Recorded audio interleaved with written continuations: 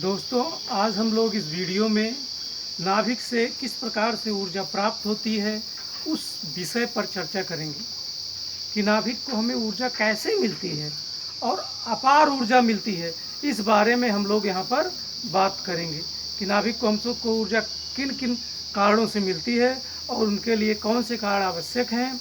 इन्हीं बिंदुओं पर हम लोग चर्चा करेंगे।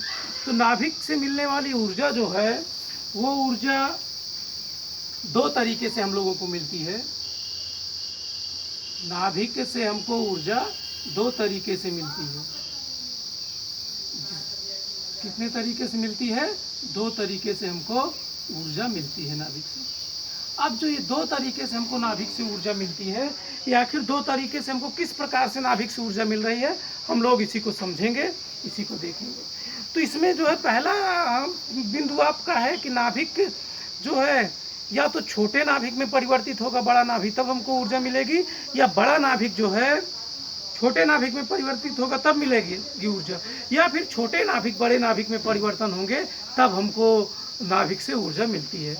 तो कुल मिलाकर के आप एक शब्दों में कहें तो हमको नाभिकीय विखंडन के द्वारा ऊर्जा मिलती है और नाभिकीय संलयन के द्वारा ऊर्जा मिलती है, और इसी ऊर्जा को हम नाभिकीय ऊर्जा नाम देते हैं।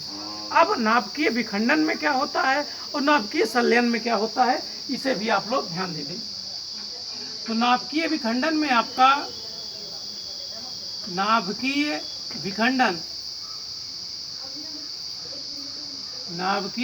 विखंडन में भी हमको ऊर्जा मिलेगी, और दूसरा है नाभिकीय संलयन में हमको किसमें ऊर्जा मिलेगी, और दूसरा है नाभिकीय संलयन में।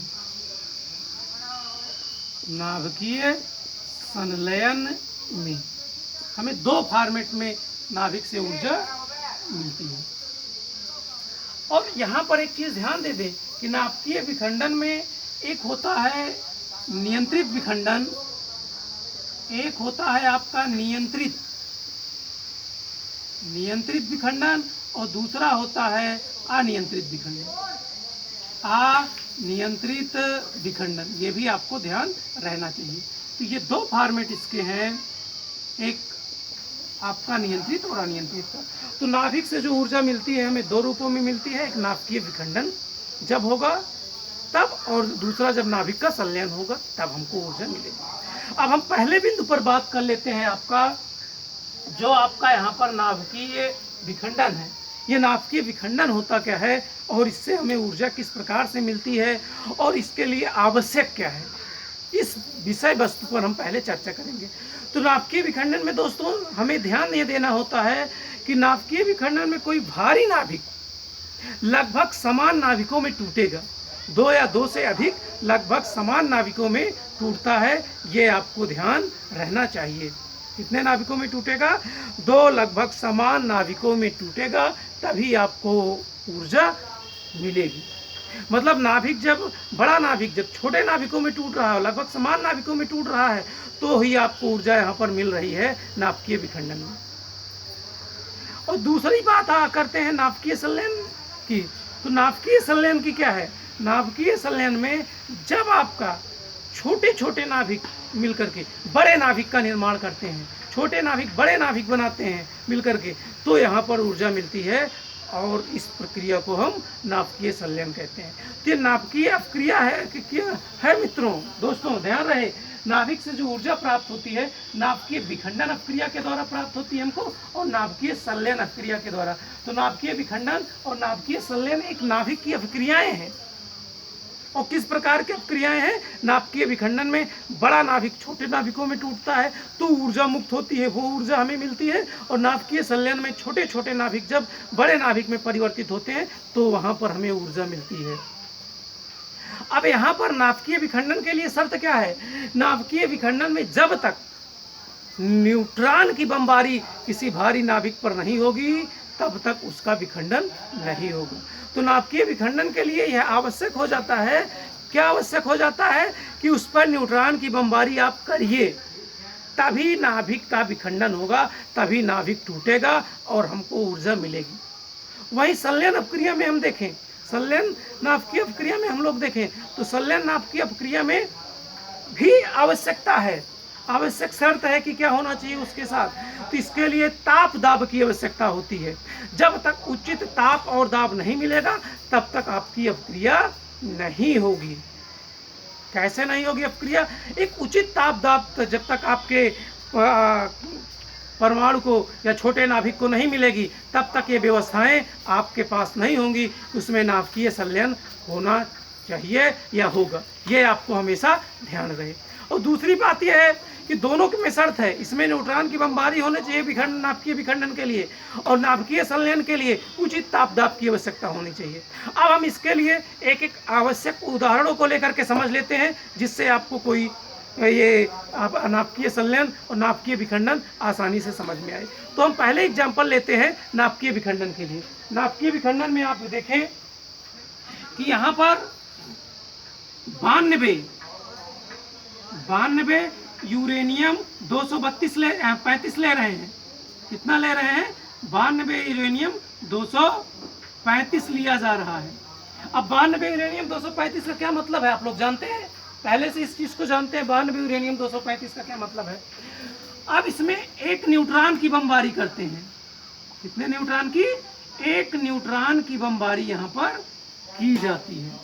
तो ये बन क्या जाता है? ये बन जाता है आपका 92 यूरेनियम 236 पहले बनता है। क्या बनता है? जब 92 यूरेनियम 235, 92 क्या है? परमाणु क्रमांक है यूरेनियम का, 235 क्या है? परमाणु द्रव्यमान है। और जब न्यूट्रॉन की इस पर बमबारी की गई तो ये क्या हो गया? एक न्यूट्रॉन जब इससे टकराया तो 92 इसका परमाणु क्रमांक रहा, लेकिन इसका परमाणु द्रव्यमान 236 हो गया। अब इसके आगे यहाँ पर देखते हैं मित्रों दोस्तों, अब ये आपका नाभिक टूटेगा। इसमें टूट रहा है आपका, ये भी आपको ध्यान में आना चाहिए। इसमें टूट रहा है 56। किसमें? 56 में टूट रहा है आपका। यहाँ पर आपको ध्यान रहे, जो 56 में टूट रहा है ये 56 आपका बेरिलियम है। 56 बेरिलियम है, और ये 56 बेरिलियम और कितना रहेगा? ये 56 बेरिलियम और 142 इसका परमाणु क्रमांक हो जाएगा मित्रों। फिर उसके बाद ये क्रिप्टॉन में टूटेगा। क्रिप्टॉन का परमाणु क्रमांक 36 होगा, और ये जो है आपका 92 इसमें टूटेगा। 92 इसका द्रव्यमान होगा क्रिप्टॉन का आपका। इसमें मित्रों टूटेगा आपका, किसमें टूट रहा है? यूरेनियम 235 पर न्यूट्रॉन की बमबारी की 236 हो गया आपका यूरेनियम, और ये फिर 56 बेरिलियम 142 में टूटा है, और क्रिप्टॉन 36 92 में टूट गया है। उसके बाद भी आप देखें यहाँ पर, उसके बाद देख रहे हैं अब क्या इसमें से आ रहा है। इसमें आपके साथ ये है कि यहाँ पर प्लस आपका क्या हो रहा है? 2 0N1 न्यूट्रॉन यहाँ से मुक्त हो रहे हैं, और प्लस क्या है यहाँ पर? प्लस ऊर्जा भी आपको यहाँ से मुक्त हो रही है। इस चीज का भी आप लोग ध्यान देंगे। क्या मुक्त हो रही है? न्यूट्रॉन भी उत्सर्जित हो रहा है और ऊर्जा भी मुक्त हो रही है यहाँ पर। अब यहाँ पर देख रहे हैं लगभग बराबर कणों में टूटा है आपका, और यहाँ से आपको ऊर्जा मिली। तो एक नाभिकीय विखंडन अपक्रिया है।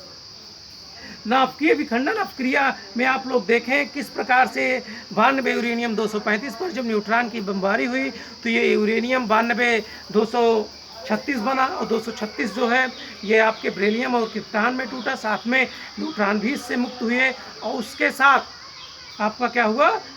ऊर्जा भी मुक्त हुई है। जब ऊर्जा आपकी मुक्त हुई है तो यहाँ पर आप खुद ही समझ सकते हैं किस तरीके से हमें ऊर्जा मिली है। तो ये विखंडन के द्वारा मिली है, और विखंडन में हमेशा आवश्यक है कि न्यूट्रॉन की बमबारी हो। अब दूसरी बात आती है कि हमेशा ये आपकी जो नाभिकीय विखंडन अपक्रिया होती है, ये नाभिकीय विखंडन अपक्रिया नियंत्रित नाभिकीय विखंडन अपक्रिया और अनियंत्रित विखंडन अपक्रिया होती है। अब नियंत्रित विखंडन अपक्रिया और अनियंत्रित विखंडन अपक्रिया को भी हमें समझ लेना पड़ेगा। नियंत्रित विखंडन अपक्रिया में आप क्या करते हैं? नियंत्रित विखंडन अपक्रिया में हमारे पास जो और इलेक्ट्रॉन उत्पन्न हो रहे हैं उन इलेक्ट्रॉनों को हम अवशोषित कर लेते हैं। भारी जल के द्वारा या मंदक का प्रयोग करके हम उसको अवशोषित कर लेंगे। सिर्फ एक न्यूट्रॉन अगली अपक्रिया के लिए छोड़ेंगे। बस क्या करेंगे? नाभिकीय विखंडन अपक्रिया जो होगी, जो नाभिकीय विखंडन की नियंत्रित अपक्रिया होती है, उसमें न्यूट्रॉन की बमबारी करेंगे तो और न्यूट्रॉन पैदा होते हैं, और न्यूट्रॉन पैदा होंगे तो उसमें से हम सिर्फ एक न्यूट्रॉन को छोड़ेंगे, बाकी सबको एब्जॉर्ब कर लेंगे, बाकी सबको नियंत्रित कर लेंगे।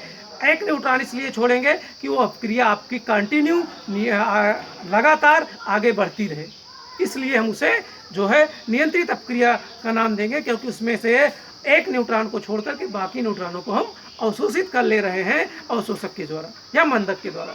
और दूसरी बात यहाँ पर आती है, दूसरी बात क्या आती है कि यही जब न्यूट्रॉनों को हम ना अवशोषित करें, ना मंदक का प्रयोग करें इन न्यूट्रॉनों को रोकने के लिए, इन न्यूट्रॉनों को पकड़ने के लिए, तो ये नियंत्रित अपक्रिया नहीं रहेगी, ये अनियंत्रित अपक्रिया हो जाएगी। क्योंकि अगर 3 इलेक्ट्रॉन पैदा हो रहे हैं, 3 न्यूट्रॉन पैदा हो रहे हैं, तो ये 3 न्यूट्रॉन फिर से टकराएंगे और 3 तिरका 9 न्यूट्रॉन पैदा होंगे, और फिर जब ये 9 न्यूट्रॉन टकराएंगे तो 9 आपके 27 बनाएंगे। इस तरीके से आपकी ये एक अनियंत्रित श्रृंखला बन जाएगी और ये अनियंत्रित श्रृंखला आगे बढ़ती चली जाएगी, जिसको नियंत्रण में नहीं रखा जा सकता है। और नियंत्रित रखने के लिए हम क्या करेंगे, नियंत्रित रखने के लिए इन्हीं न्यूट्रॉन, जो 3 न्यूट्रॉन पैदा हो रहे हैं, इन्हीं में से 2 को हम पकड़ लेंगे, उन्हीं को रोक लेंगे, उन्हीं को शोषित करा लेंगे अपने मंदकों के द्वारा।